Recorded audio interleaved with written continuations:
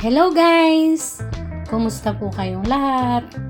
Andito na naman muli si CJ Vlog. Guys, tara, samahan niyo po kami. Andito na kami sa Quezon Province. Kaya lang para padating na po kami sa Sigsag Road. Ayan guys.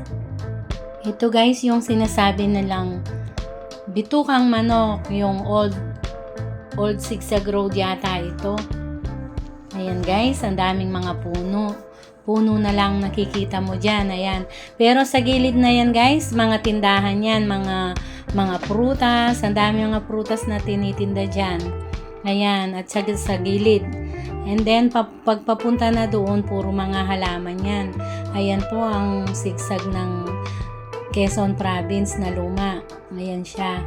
Sobrang liit ng daan. Minsan natatakot ako dyan eh. Ayan guys, sa totoo lang. Ayan o. Sobrang liit po ng daan. Ayan. Yun ang kinatatakutan ko pa, yung pababa siya. Ayan guys. Pero sobrang ganda, lalo na pag magbiyahe ka ng maaga. Ayan guys. Okay naman, maganda. Daming mga puno. Tapos yung sa dulo na yun, maraming yung ewan po yung mga, ayan siya, ayan. Dun sa dulo na yun yung parang madilim, mga halaman pala yan.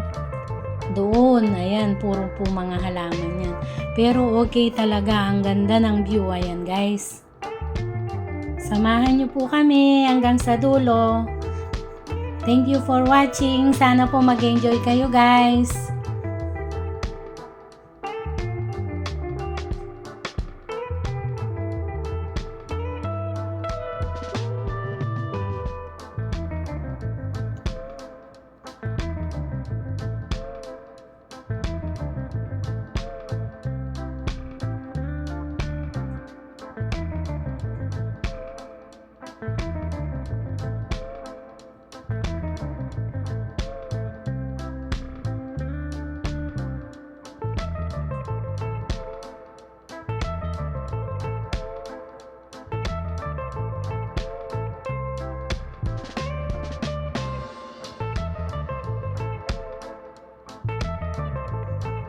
Ayan guys, puro mga puno lang ang nandyan sa gilid na yan. Ayan. Pababa na po kami yan eh. Ayan siya.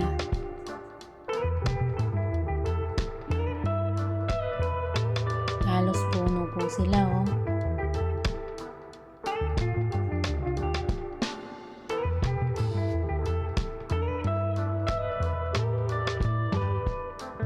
Kailangan dahan-dahan lang yung pagmamaneho dito dahil ayan po ang daan niya. Sobrang liit. Ayan. Yan, puro puno na yan. Pero ayan po yung nando doon sa gitna na yan. Ang ganda. Ayan guys. Yan po siya. Sobrang ganda niyan. Paano nila nilagay yan? Parang sa ng bangin yan eh.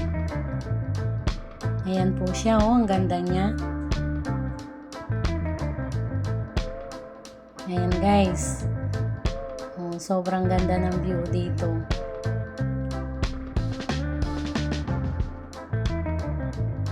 Then pagkatapos niyan, halaman na naman sila. Ayan. Yun ang sinasabi ko po, parang siya, naka-slide po siya. Ayan oh. Mataas po yan. Kami nasa baba kami.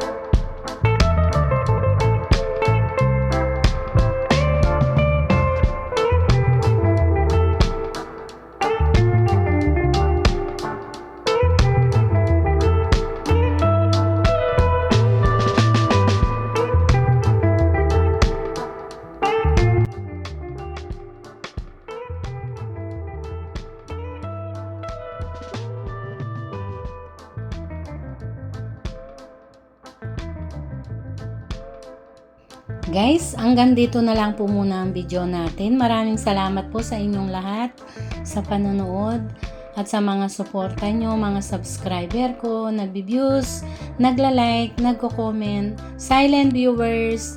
Maraming salamat po sa inyong lahat. God bless all. Bye-bye!